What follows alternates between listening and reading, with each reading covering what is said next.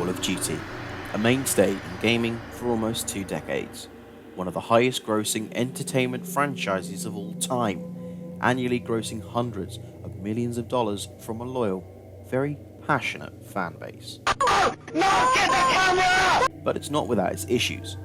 Really aggressive loot boxes, an unpopular shift towards futuristic exosuits, and whatever Call of Duty Ghosts was. What don't you like about Call of Duty Ghosts?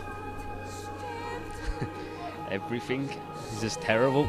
But now a new threat is emerging. Gamers are using AI cheats to pick off players they wouldn't normally notice. And it's becoming a problem, particularly in Warzone, its highly profitable battle royale. And let's just say that some players aren't exactly happy.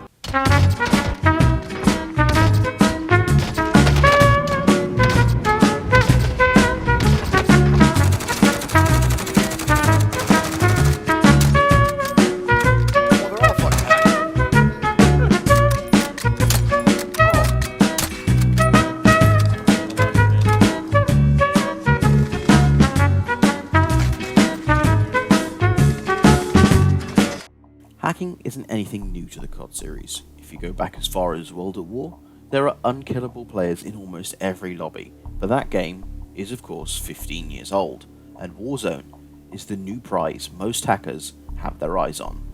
Someone even sent us this concept video showing how they made a similar system in just 2 days.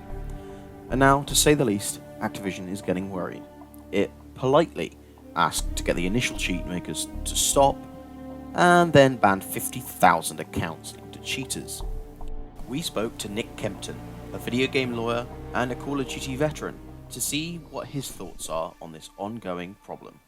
Of the machine learning software for Call of Duty, it's quite sophisticated, and someone very wise once said to me that when you look at this sort of technology, this is the worst it will ever be. It only improves from here, which means it has the potential to get much worse.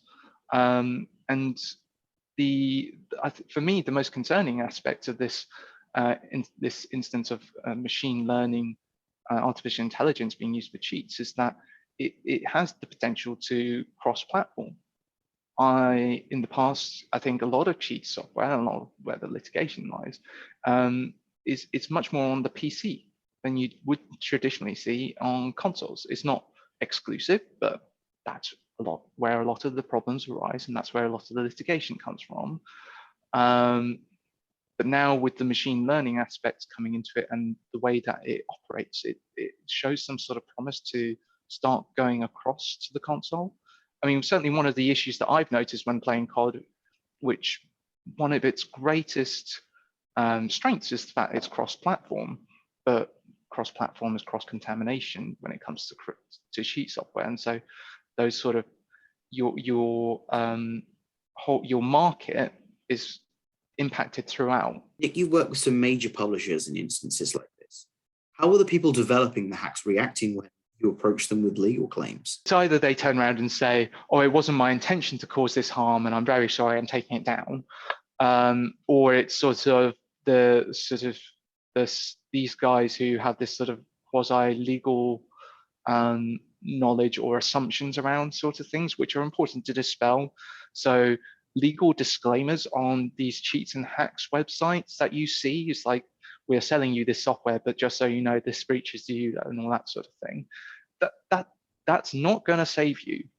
The courts are, especially in the UK, the courts are quite willing to look at these sorts of things as mere window dressing, and just putting a disclaimer on your website is not going to give you avoid any liability whatsoever. There are other sort of assumptions. When I deal with these sorts of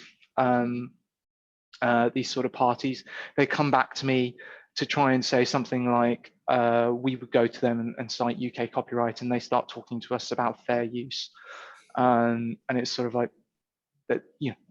That's very all well and good, but there is no fair use in the UK. And in fact, defenses to copyright infringement are extremely narrow. There are a lot of them, but they're all quite narrow. And so it's rare that those sort of defenses would ever apply, obviously depending on the facts and what have you. There are also these other assumptions.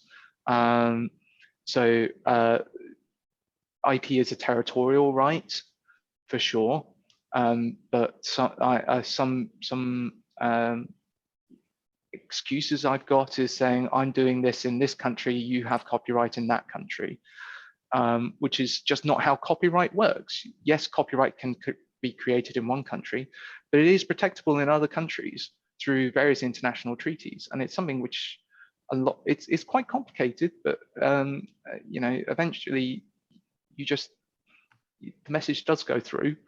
And even in some jurisdictions such as the UK, you can even claim for infringement of foreign copyright. And for those thinking of jumping on the AI cheat bandwagon, Nick had this warning. Think about what you're really doing. It might seem like a good idea at the time, but it has ramifications. Those ramifications have forced the developer's hands. It now has a new, dedicated anti-cheat set to be released in the upcoming installment.